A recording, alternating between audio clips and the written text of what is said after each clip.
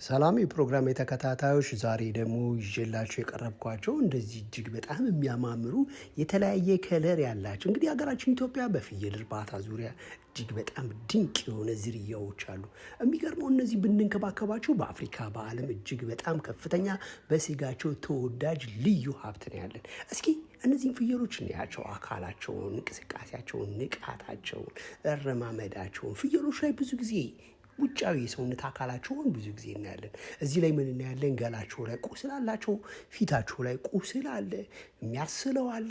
ደረቱን ከፈታ አድርጎ የተቀመጠ ፍየል አለ። ብዙ ጊዜ ደረቱን እግሮቹ አሁን ሲቆሙ አያቸው፣ እግሮቻቸው ግጥምጥም ብለው ነው። በአብዛኛውን ጊዜ ፍየሎች ተክዘው ፊታቸው አብጦ ደረቱን ከፈታ አድርጎ ከተቀመጠ የፓስቸሮሎሲስ በሽታ ተጠቂ ነው። እንደምታውቁት ብዙ ጊዜ እንደምንገልጸው የፓስቸሮሎሲስ ረዥም መንገድ ፍየሎች በመሄድ በመኪና ላይ በመታፈናቸው፣ በመራባቸው፣ በመጠመታቸው በድካም መዓት በመታፈን አንድ ቦታ ላይ የሚመጣ ፓስቸሮሎሲስ በሽታ ነው። ስለዚህ እነዚህ ፍየሎች ከወረዱ በኋላ ወደ ተረካቢው ከመሄዳችሁ በፊት እኔ መጥቼ እያንዳንዳቸውን ፍየሎችን ዳሰሳ እናያቸዋለን። እዚህ ላይ ጀርባቸው ላይ ቁስል አላቸው፣ ዴሞዴኮሲስ አለባቸው፣ ቁንጫ አላቸው። አሁን ቁንጫ ያካሉ፣ መዥገር አለ። እንደነዚህ አይነት ቁንጫ መዥገሮች አንደኛ የእንስሶቹን ደም ይመጧቸዋል፣ ሁለተኛ ደግሞ ከአንዱ እንስሳ ወደ ሌላው እንስሳ በቀላሉ ይተላለፋሉ። ስለዚህ ከመጀመሪያ ከምንሰጣቸው የሕክምና አይነቶች እነዚህ አሁን ለእርባታ የመጡ ትላልቅ ፍየሎች ስለሆኑ የመዥገር ማስወገጃ መድኃኒት እንሰጣቸዋለን። አሁን ይሄ ፍየል እንደምታዩት ያካል። ለምንድን ነው የሚያከው? ከዛ በተጨማሪ ደግሞ እነሱ በሚተኙበት ወቅት ቁንጮቹና መዥገሮቹ መሬት ላይ ይተኙና ቀን ላይ ደግሞ ሲመጡ ወይም ማታ ላይ ሲመጡ እንደገና ይይዟቸውና የበሉትን ምግብ ይሻሟቸዋል። የበሉትን ምግብ ሲሻሟቸው እኛ ያበላናቸው ምግብ ከደማቸውን ስለሚወስዱ ለምን ይጠቃሉ? ደም ማነስ ይጠቃሉ። እንዲሁም ደግሞ አይወፍሩም። ሳይወፍሩ ሲቀሩ እኛም ደግሞ ያሳስበናል። ስለዚህ ወደ ምግባቸው ጋር ስንሄድ ምን ምግብ እንሰጣቸዋለን? አሁን ያላቸው ኪሎ 28 ኪሎ አለ፣ 30 ኪሎ አለ፣ 25 ኪሎ አለ። እነዚህም ፍየሎች የተወሰኑ ጊዜ ደንበኛዬ በአሱ በሚሆንበት አካባቢ ባዘጋጀው እርባታ ቦታ ላይ ጥሩ የአየር ዝውውር ያለው ቦታ ላይ ነው። ለእያንዳንዳቸው በሚበቃ መልኩ ነው የተዘጋጀው። ሁለት ግሩፕ ናቸው። እነዚህ ግሩፕ ሌላ ናቸው፣ ሌሎች ደግሞ እዛ ጋር አሳያቸዋለሁ። ስለዚህ እንቅስቃሴያቸውን እያየን ወደ ማቆያ ቦታቸው ጋር ይሄዱና ገላቸውን ይረጫሉ። የቁንጫ መድኃኒት የተዘጋጀላቸውን መኖ በደንብ ይበላሉ። አንድ እንስሳ በቀን ውስጥ ምን ያህል ኪሎ መብላት አለበት? ወደ ደለቢያው ቦታ ላይ ፍየሎቹ ከገቡ በኋላ በሚቀጥሉት 15 ቀን አንድ ፍየል ከ9 ኪሎ እስከ 16 ኪሎ ማምጣት አለበት። ይሄ የሚመጣው ጥሩ አመጋገብ በቀን ከሰጠናቸው ነው። ፍየሎቹ በገቡበት ወቅት በቀን 45% ምግብ እናቀርባለን፣ 35% ያርፋሉ፣ 25% ውሃና የፀሐይ ብርሃን ይወስዳሉ። እስኪ ይህን ሙክት ጅጉርጉሩን ይወት እዛ ጋር ያለው ስንት ኪሎ ሊመዝን ይችላል? አንድ ደንበኛ ምን አለኝ፣ በእነዚህ ፍየሎች ላይ ስልጠና ሊወስድ ከመጣ በኋላ ፍየሎችን አዲስ አበባ ላይ ስንገዛቸው 35,000 እስከ 40,000 እንገዛለን አለ እና በኖርማል የፍየሎች ገበያ አንድ ፍየል ጥብስ 3,000 ብር ነው በሌላ ቤት፣ በእኛ ቤት ይቆይ አለኝ።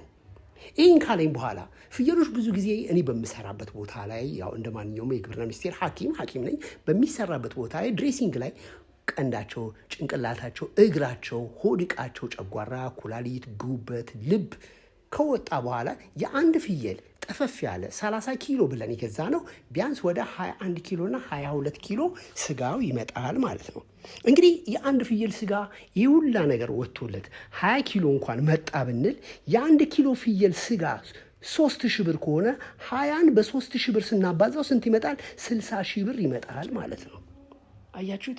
ይሄ ልጅ ከአዲስ አበባን የሚያህል ገበያ ላይ ገዝቶ 35,000 37,000 እስከ 38,000 ብር ድረስ አንዳንድ ጊዜ እንገዛለን አለ። ገዝተን ግን የኛ ዋጋ ይቆያለኝ።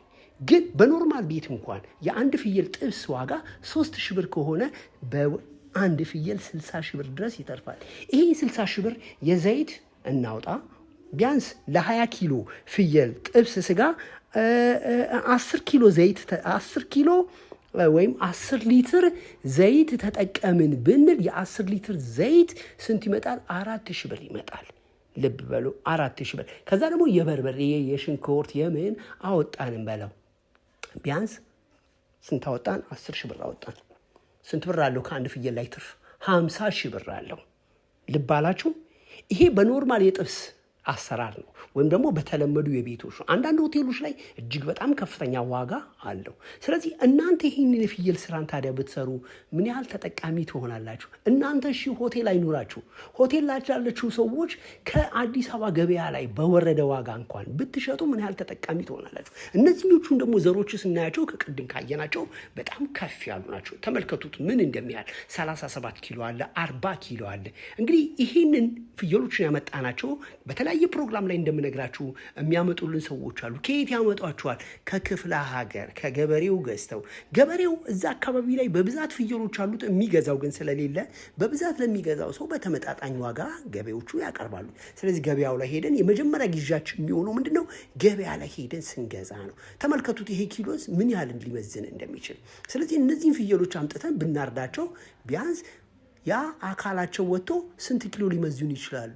25 ኪሎን በለው 22 ኪሎን በለው እያንዳንዱን ኪሎ በ3000 ብር ሂሳብ በጤናማ ሂሳብ እናስበው ምን ያህል ተጠቃሚ ነን። የፍየሎች ስጋ ፍየሎች በባህሪያቸው ስሞል አኒማል ስሞል ሩሚናንት ስለሆኑ የሚመገቡት እንደ በሬ፣ እንደ ወተት ላም፣ እንደ ግመል ብዙ አይበሉም።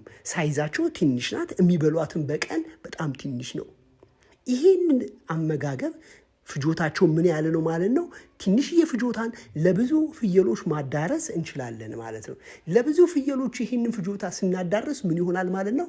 ወጫችን በጣም ይቀንሳል። ለምሳሌ አንድ ፍየል 30 ኪሎ የሚመዝኑ 10 ፍየሎች ቢኖሩን ለ30 ኪሎ ለሚመዝኑ 10 ፍየሎች እንደዚህ ውጭ ወጥተው የፀሐይ ብርሃን ሞቆ ሲመለሱ ለእያንዳንዳቸው በቀን አንዳንድ ኪሎ መስጠት ቢገባን 100 ቢኖረን ለመቶዎቹም አንዳንድ ኪሎ አንሰጣቸውም። ፍየሎች በባህሪያቸው ብዙ ሲሆኑ አንድን ምግብ የማብቃቃት ባህሪ ያላቸው፣ ረዥም ጊዜ የማረፍ ባህሪ ያላቸው።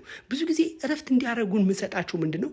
የበሉትን ምግብ ወደ ጉልበት፣ የበሉትን ምግብ ወደ ፕሮቲን ወገበሉት ምግብ ወደ ስብ እንዲቀይሩ እንስሶች እረፍት ማድረግ አለባቸው። እንስሶች እረፍት ባደረጉ ቁጥር ምን ያመጣሉ? ኪሎ ይጨምራሉ። ኪሎአቸው በጨመረ ቁጥር የኛ ብር እያደገ ይሄዳል ማለት ነው። ይህ ማለት ምንድነው? የነበረንን 500,000 ብር ለአንድ ወር ያህል በእንስሶች ግዢ ላይ አውለነው ከአንድ ወር በኋላ ብናደርገው ምን ያህል ብር ሆኖ ይመጣል? አስቡት። ለእናንተ ተዋለሁ። ምክንያቱም በየቦታው ያለው የፍየሎች ገበያ ስለሚለያይ የፍየሎች ስጋ በአዲስ አበባ ከተማችንና በትላልቅ ሆቴሎች ላይ ለሰው ልጅ እጅግ በጣም ጠቃሚ ከሆኑ ነገሮች አንዱ ነው። ፍየሎች በተለያየ ጊዜ ይጮሃሉ። አንዳንድ ጊዜ የተለያዩ ቅጠላቅጠሎችን ይበሉና በሰውነታቸው ውስጥ የተለያየ የመመረዝ ሂደት ስለሚመጣባቸው ሲጮሁ፣ ሲናደዱ፣ ሲበጠብጡ ይውላሉ። ለምን? የሚበሏቸው ቅጠሎች አንዳንድ ጊዜ በውስጣቸው ያለው የፕሮቲን ይዘት ከፍ ይልና ወደ ቶክሲንነት ይቀየራል። ያ ቶክሲን ሲሆን ምን ይሆናል? ፍየሎቹ እንደ እብደት፣ እንደ ነርቨስ፣ እንደ ቁጣ፣ እንደ አለመረጋጋት ያደርጋቸዋል። ያ ሲሆን ምን መሆን አለበት? ፍየሎች ምግብን በፈለጉ ጊዜ እንደፈለጉ እንዲበሉ መፍቀድ የለብንም ማለት ነው። እንዲህ አይነት ነገር ደግሞ ሲገጥመን ፍየሎቻችን በብዛት የሚረበሹ ከሆነ፣ በብዛት የሚጮሁ ከሆነ፣ በብዛት ታፋቸው ወይም ጡንቻቸው የሚንቀጠቀጥ ከሆነ፣ ደረታቸው፣ ጎናቸው አካባቢ ላይ እዚህ ላይ የምታዩዋቸው ትላልቅ ፍየሎች የሚንቀጠቀጡ አለመረጋጋት ካለ ቀስ አድርገን እነዚህ ፍየሎች እጽዋቱን በመብላትና በመመረዝ እንዳይሞቱብን ውሃ ማጠጣት አለብን። እነሱ እንኳን መጠጣት ባይፈልጉ እኛ አፋቸውን ይዘን ውሃ መስጠት አለብን። ውሃን ስንሰጣቸው በሰውነታቸው ውስጥ ያለው የመመረዝ ሂደት በሙሉ እንዲወገድ፣ በሽንት፣ በትነት፣ በእበት እንዲወገድ ይሆንላቸውና ፍየሎቻችን የተረጋጋ ይሆናሉ ማለት ነው። ስለዚህ ፍየሎቹን ብዙ ጊዜ በማደሪያ ቦታቸው ላይ ስናስቀምጣቸው ማደሪያ ቦታቸውን ንጹህ ማድረግ፣ ጥሩ የአየር ዝውውር እንዲያገኙ ማድረግ፣ ጥሩ የፀሐይ ብርሃን እንዲያገኙ ማድረግ። እዚህ ላይ እንደምታዩት ምንም ምግብ እየበሉ አይደለም፣ ግን ፀሐይ እየሞቁ ነው። ከፀሐይ ምን ያገኛሉ? ቫይታሚን ያገኛሉ፣ ማግኔዥየም ያገኛሉ፣ ፎስፈረስ ያገኛሉ፣ ኮባልት ያገኛሉ፣ ዚንክ ያገኛሉ። እነዚህ ንጥረ ነገሮች በሙሉ ለስጋቸው ጣዕም፣ ለሰውነታቸው እድገት፣ ጤናማ ያተነፋፈስ ስርዓት፣ ጤናማ እድገት በሂደት እንዲፈጸም ያደርጋል ማለት ነው። ስለዚህ ሁልጊዜ ፍየሎቻችንን ምን ማድረግ አለብን? የፀሐይ ብርሃን እንዲሞቁ ማድረግ አለ። የፀሐይ ብርሃንን ሲሞቁ እየተንቀሳቀሱ ምን ይበላሉ? አፈር ይልሳሉ። አፈር ላይ ምን አለ? የምግብ መፈጨትን የሚያፋጥኑ ንጥረ ነገሮች አሉ። አፈር ላይ ምን አለ? እነሱ የሚፈልጓቸው ካልሽየም ነገሮች አሉ። እነዚህ ነገሮች በሙሉ ለነሱ ለሰውነት በጣም አስፈላጊ ስለሆኑ ሁልጊዜ ክትትል አድርገን በደንብ ልንሰጣቸው፣ በደንብ ልንከታተላቸው፣ በደንብ ልናያቸው ይገባል ማለት ነው። ስለዚህ የፍየሎች እርባታ ላይ ሁልጊዜ ጠዋትም ዳሰሳ ማድረግ አለብን። ዳሰሳ ማለት ምንድነው? የቅኝት ስራ። የታመመ ፍየል አለ፣ የሚጮህ ፍየል አለ፣ ተቅማጥ የያዘው ፍየል አለ።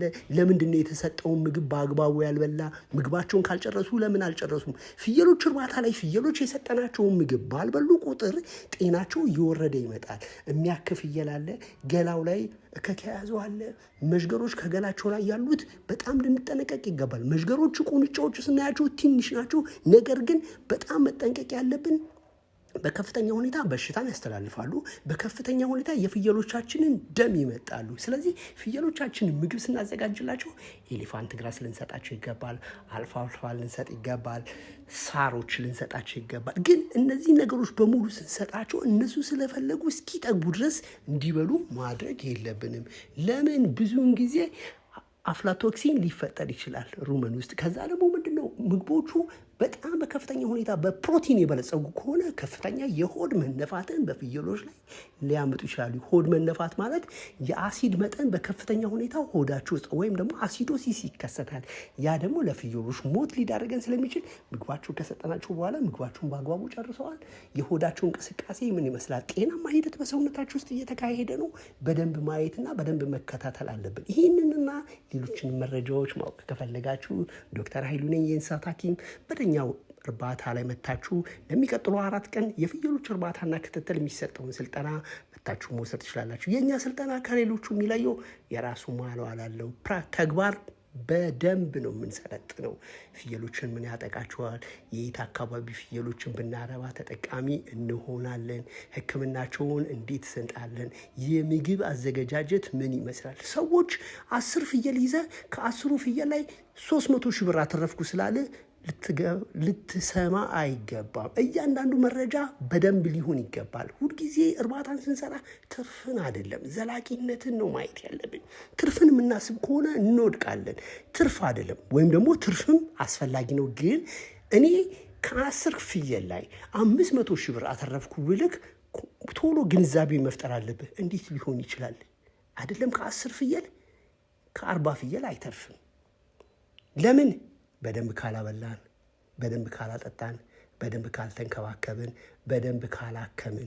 ስለዚህ ከምን ይጀምራል? ከማደሪያ፣ ከምናመጣበት ቦታ፣ ከምንሸጥበት ዋጋ፣ ሞት እንዳይኖር ከምንከላከልበት መንገድ መሰረት አድርገን ነው እንጂ ዩቱብ ላይ ቲክቶክ ላይ ሰዎች ዝም ብለው ይህን ያህል ብር አተረፍኩኝ ስላላችሁ ልታምኑ አይገባም። ስለዚህ የምንሰጣችሁ ግንዛቤ በሚመጥናችሁ በተገቢው መንገድ ወይም ደግሞ ምንም አይነት ማጭበርበር በሌለው መንገድ። ፍየል እርባታ ላይ ሞት ይከሰታል።